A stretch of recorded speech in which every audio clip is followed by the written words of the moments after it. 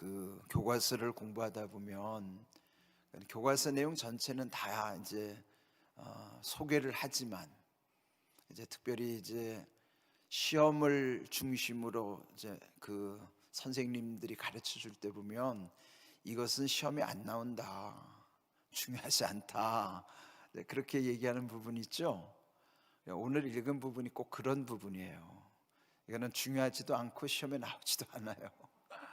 그런데도 이 말씀은 성경에 있기 때문에 우리는 읽어야 돼요.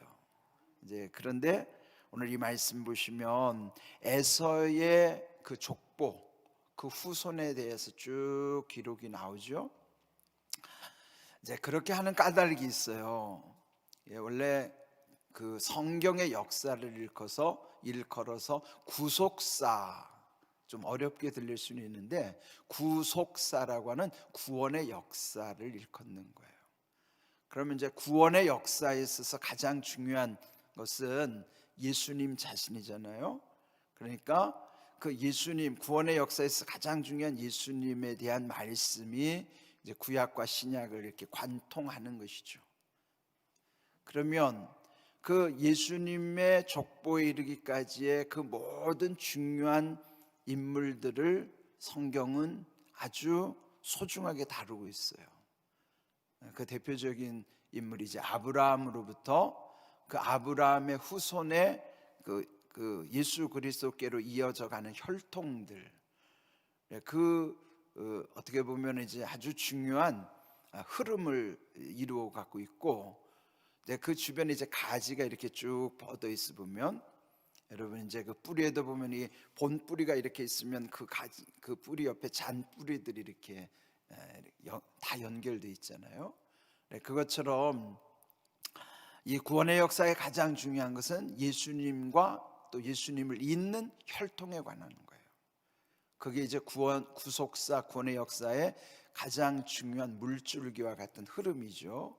이제 그렇다면은 여기 지금 에서와 형제간인 야곱의 혈통을 통해서, 그러니까 우리 이제 구약이 아브라함, 구약이 하나님을 일컬을 때는 아브라함의 하나님, 이삭의 하나님, 야곱의 하나님, 요셉의 하나님, 이 네 명의 족장들을 아주 중요하게 여기잖아요. 그런데 그 주변의 형제들은 그냥 참고 사항일 뿐이에요. 그러니까 여기 이제 에서와 야곱이 한 형제지만, 그러나 원래 이제 맞이인 에서가 장자권을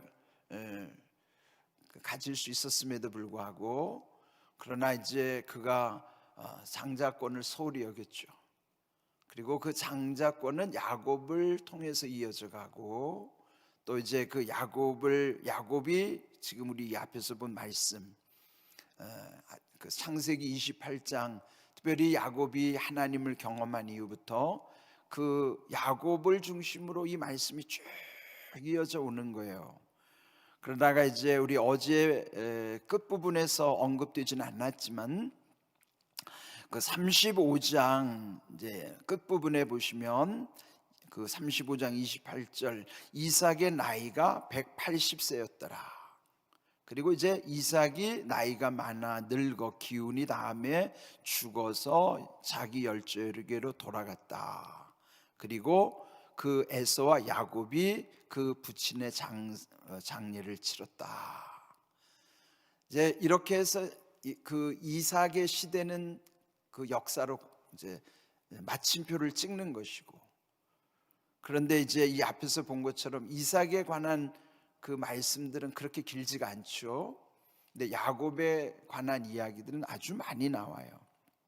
이제 그런 것과 비교했을 때 이 36장은 그 형 에서의 그 후손들에 대한 족보를 다루고 있는 것이죠. 이제 왜 그렇게 할 것 같아요?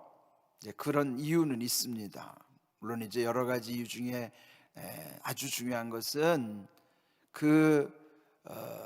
이 말씀에 있어서 그 관계된 것, 또 뿐만 아니라 비교되게 하시는 거예요. 여러분 이제 모든 것이 비교가 되는 것은 두 가지 이상일 때는 비교가 되는 거예요. 비교 대상이 없는 한 가지를 가지고는 뭐 비교할 것도 없잖아요.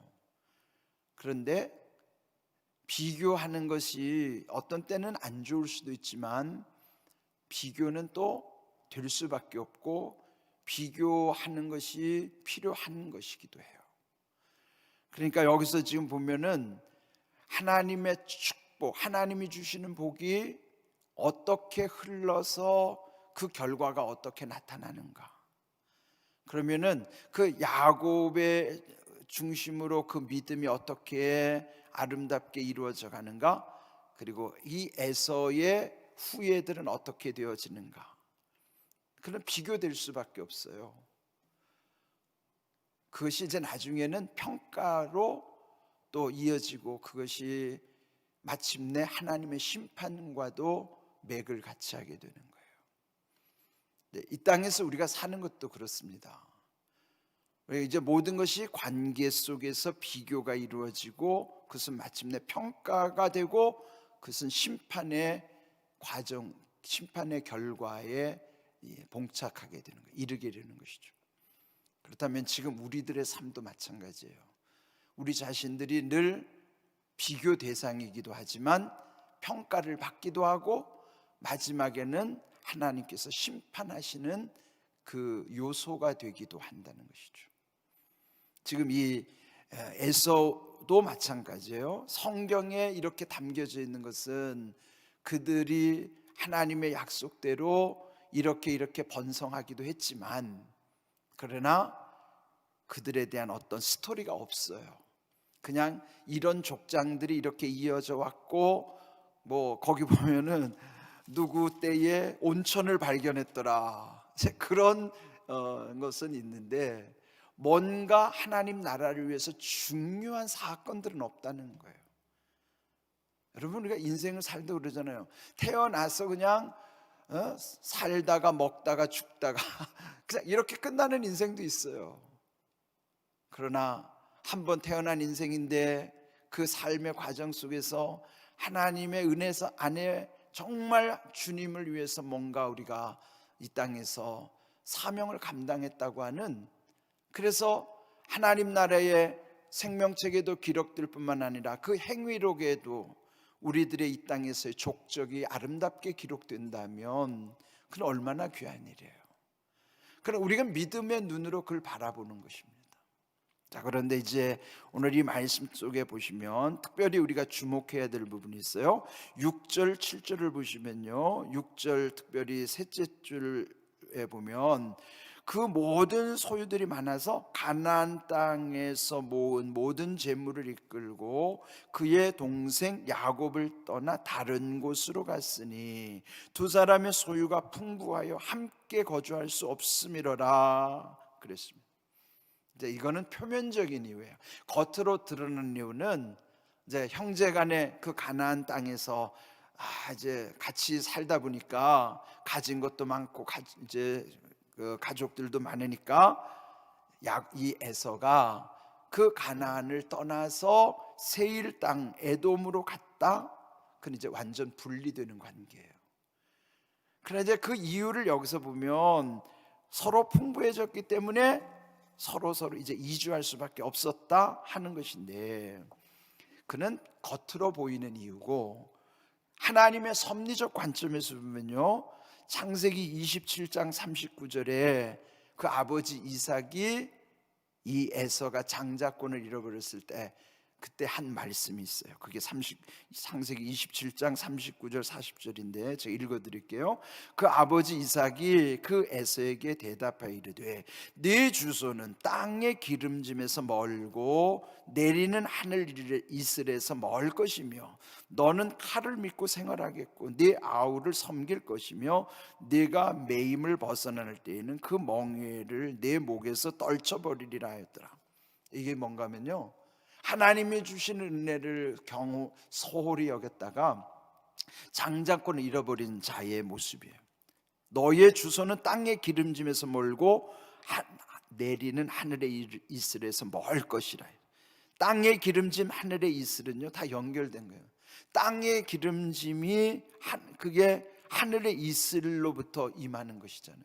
하늘의 이슬이 내려서 땅이 기름지게 하시는데 그것이 너하고는 이제 멀어진다. 하나님의 은혜와 멀어지는. 그런데 이제 이들이 지금 야곱은 가나안에 남겨지고 에서는 거기를 떠나서 세일산으로 가게 되는데 그때부터 이제 에돔은 하나님의 은혜와는 먼 관계가 되는 거예요. 이게 이제 은혜 받은 자와 은혜로부터 멀어진 자의 삶의 결과예요. 그 과정의 그런 모습을 우리에게 보여주시는 거예요. 여러분, 예? 하늘에서 내리는 이슬이 땅의 기름짐으로 연결되는데, 그러나 하나님의 은혜 안에서 모든 일이 잘 되게 하시는 거예요. 이것을 우리는 이 에서의 후손들이 결국은 하나님으로부터 멀어지는 그건 안타까운 일이죠. 우리가 늘 이 말씀 안에서 기억해야 될 것은, 우리 삶 속에 가장 중요한 것은, 때때로 살다가 힘든 과정보다 더 중요한 것은 은혜 안에 있을 때는 그 모든 것이 합력하여 다 선한 결실을 맺게 되는 거예요.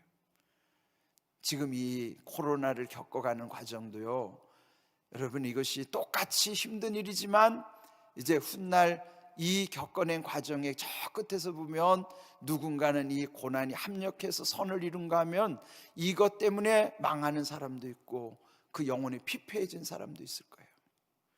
나 지금 이걸 묵묵히 참고 견디고 하나님의 은혜를 깊이 감사함으로 감당해 가는 사람들에게는 우리 인생의 끝에서 정말 하나님 앞에 이 모든 것이 그래서 그랬구나, 그때서는 깨닫게 되는 거예요.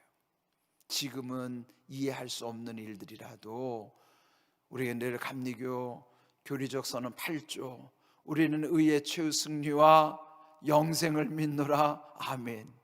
여러분, 그 믿음 안에 굳건히 설 수 있기를 바랍니다. 우리 날마다 은혜 가운데 함께 하심을 믿고 감사하면서 복된 삶이 되기를 주님의 이름으로 축복합니다. 아멘.